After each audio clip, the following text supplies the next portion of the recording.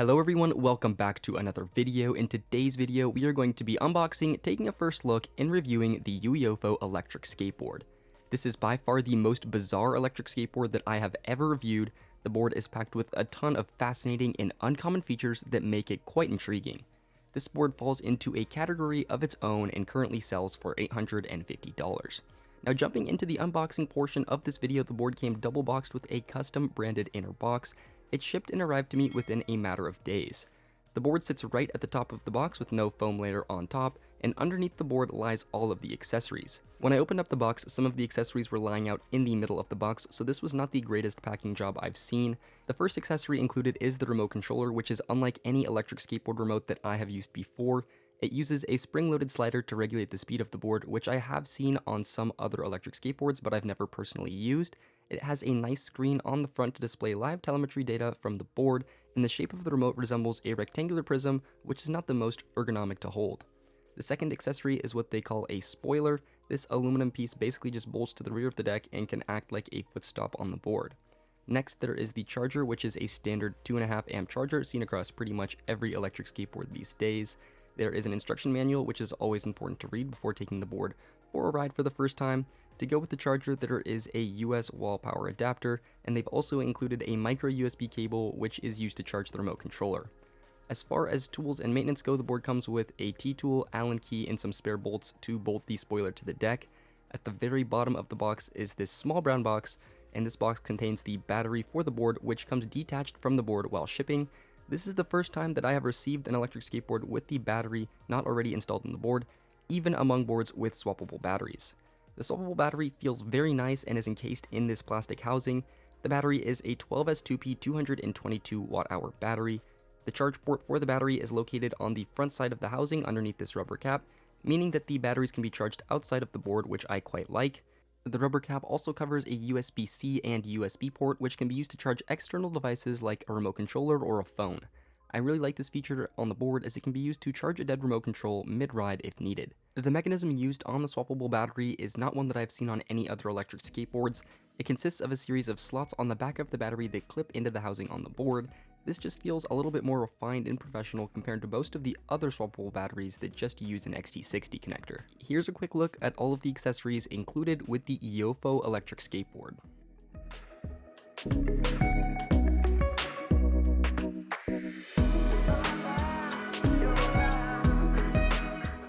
Now let's jump into a first look at the board and examine all of the components used here. First is the deck, which is 32 inches long and 9.5 inches wide. The deck shape really reminds me of the Miles board Phantom without the drop down. The board has a shallow W concave and wheel flares to accommodate the larger wheels with the given deck shape. The unique part about this deck is that it's made entirely of plastic. The deck is gripped with a foam grip tape that has a flame design. The wheels are also quite distinct on this board. They are 105mm in diameter and they're made from rubber with a slight tread and hollow pockets around the outside. They are extremely narrow compared to most wheels their size, with a total wheel width of just 48mm. The trucks are standard Paris clone resembling RKP trucks. The rear truck holds the motors, which are direct drive motors. This is the first direct drive board that we have ever ridden or reviewed. Each motor is 1,300 watts for a combined power of 2,600 watts on the board. The direct drives have ABEC adapters, meaning that the board can be used with other ABEC core wheels. The rear enclosure on the board feels like it's made from metal and uses this very rectangular design. Inside the rear enclosure is the ESC, which is a custom Hobby Wing ESC, which is great. The power switch for the board is also on the rear enclosure. This power switch feels very cheap and flimsy despite looking like it could be an upgrade. The front of the board has the clip for the battery. To install the battery, simply align the slots on the battery with the clip on the deck and slide it in all the way until it clicks into place. Removing the battery is extremely easy and is done by pushing the orange lever down and lifting the battery out. This is by far the fastest and most simple swappable battery system that I have seen on any electric skateboard, and I'm a huge fan of it. Despite getting the swappable battery mechanism down, the overall aesthetic of the enclosure could definitely use some help and looks a little bit out of place on the sleek deck. One other extremely cool feature are the LED headlights and taillights built directly into the deck. They are controlled by the remote controller so they can be operated while the board is in use. The integration into the deck is extremely sleek and by far the best that I have seen on an electric skateboard that I have tested.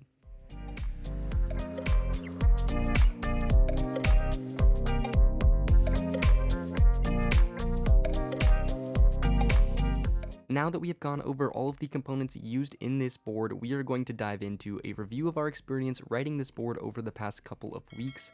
This section of the video will be split up into categories detailing each of the various specs on the board.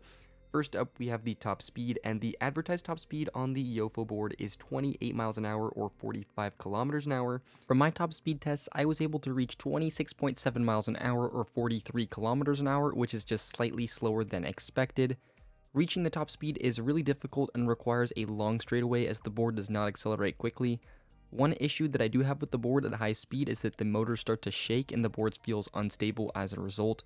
This is something that needs to be addressed by UIOFO if this board is a serious option.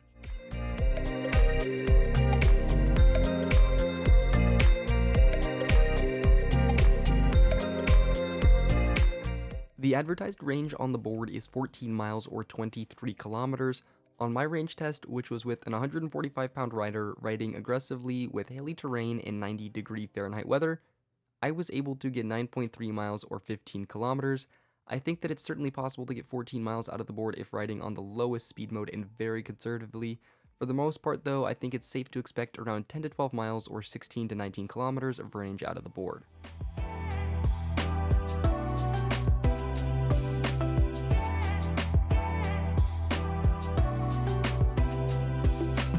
The hill climbing on this board was far worse than anticipated.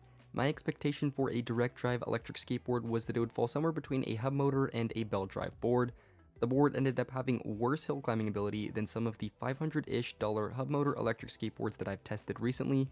It was noticeably slower than these boards on the hills that I take all of these boards on for testing, which is a little bit of a disappointment. This being said, the board still made it up every single hill that I encounter on a daily basis. It just won't tackle those monster hills, and it'll take the hills that you encounter regularly much more slowly.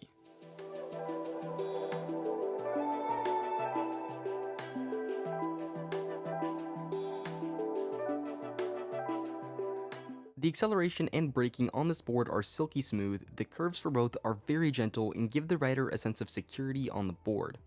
It's good that the acceleration and brakes are smooth, but I could do with more power out of the board. I was expecting a little bit more punch on the acceleration and a strong deceleration with the brakes. In the end, the board is very smooth and comfortable, but it feels much more tame than I thought for a direct drive board. Of the two, the acceleration is the one that I think is lacking in particular. The acceleration on this board from 0 to 100 takes forever, and this board is really slow off of the line. The braking is a little bit more solid.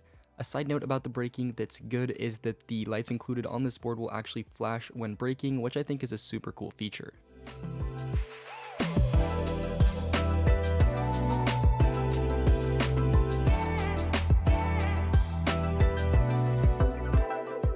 The ride feeling on this board is quite peculiar. The first thing that I noticed with the board is that it feels very high off the ground. This is due to the short deck length and the large 105mm wheels. The rubber wheels also have a narrow contact patch, which I find to be fine for grip, but I'm a little bit scared to push the board too much.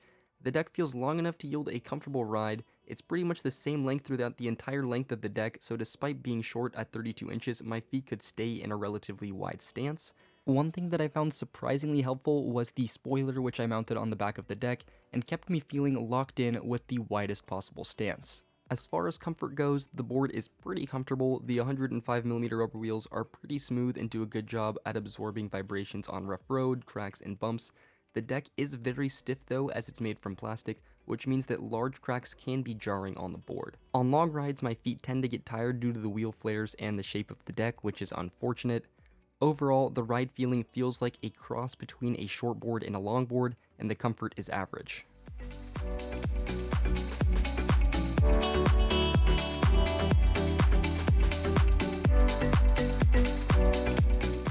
This board leaves a lot to be discussed in the miscellaneous topics section of the video, as there are many unique points to the board. The swappable battery system is incredible and by far the best one that I have seen implemented on an electric skateboard. One thing that would be nice is if UIOFO offered a travel battery option, which I think could really make this product interesting. The integrated lights are another feature that I think is excellent. Lights like these help with riding at night to be seen by traffic and stay safe. The fact that they turn on with the remote is a step in the right direction and a piece of innovation that I think more boards will start to migrate towards. The remote is certainly an interesting point to the board. I found it much easier and comfortable to use than I was expecting. I got used to it pretty quickly and was fine riding with it, but I personally would not choose this remote over any of the other wheel-based remotes out there. The wheels are a strange incorporation to the board, and I haven't seen these used on any other e-boards out there. They can be used for light off-roading such as grass and compact dirt, as they do have a slight tread. This being said, the board is definitely intended more for street use. Finally, the plastic deck is an interesting concept to use as an e-skate platform. I think that the bulky enclosures detract from the aesthetic of what could have been a super sleek and future-looking electric skateboard. This technology implemented in the future, though, could yield some pretty fascinating electric skateboards.